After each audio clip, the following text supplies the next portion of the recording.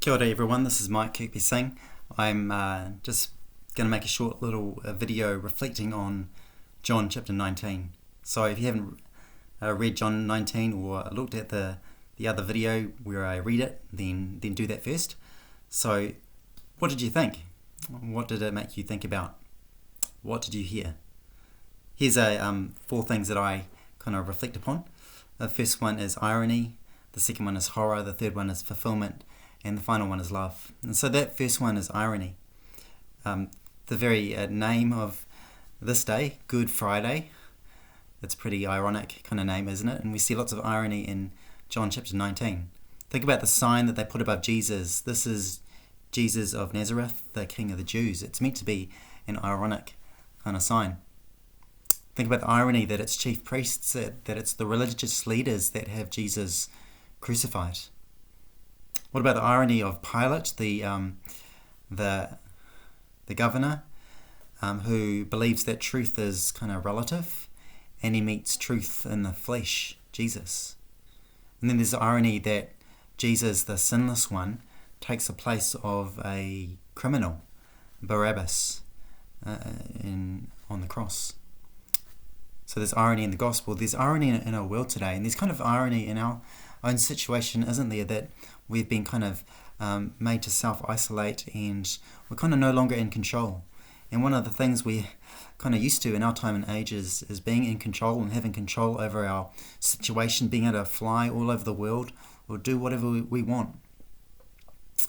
And in this time and age, we don't really need God. And, although, technology is a great thing, it kind of muffles those bigger questions, and it kind of makes everything about achievement and success.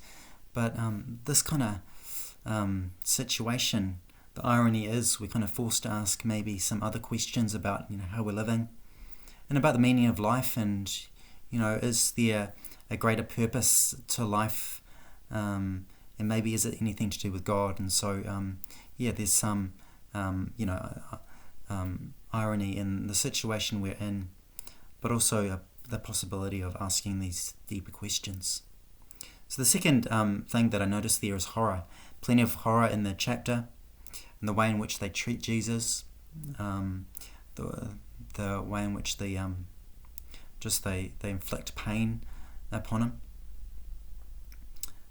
There's kind of the mental anguish he would go through. Obviously the whole situation is horrific.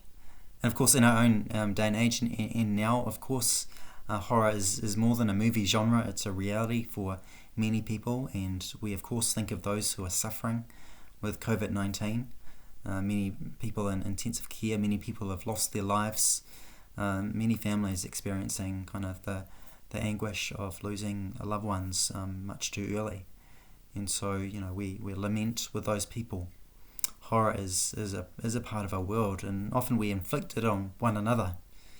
And so, in the greatest, in the gospel, we see the depths of human horror inflicted on someone, where Jesus, the innocent one, undergoes the horrors of the cross. This, of course, raises a question about why. Why did Jesus undergo the cross? Why was he crucified? Well, you see that word fulfillment, don't you? And you see fulfillment across the Gospels. The reason why Jesus did this, he believed, is he was fulfilling the will of his Father. The will of his Father was that he would suffer on behalf of his people, that he would take that cup. You see that all across the Gospel. This wasn't by chance. It was part of God's plan, part of Jesus' plan, that he undergo this. And that raises another question of why. Why would he do this? And so my fourth reflection is love. He did this because of love. You see a little bit of love, don't you, when Jesus is on the cross and he brings his Mary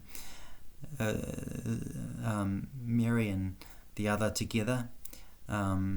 We see love expressed in so many different ways. But the cross is really a fulfillment of the love of God and the holiness of God. And God is love, and his love is holy. That means it's without sin. My love is not holy. I guess when I compare my love to God's, my love is often quite self-centered, but God's love is not. God's love is holy. God's love is righteous. And on the cross we see both God's holiness and God's love combined. And Jesus undergoing taking the cup of the wrath of God that we deserve for our sins, and taking that upon himself. And so God himself takes upon himself the sin of the world. He bears it for us. He takes it for us on the cross. And Jesus dies for our sins. And he does this because of love.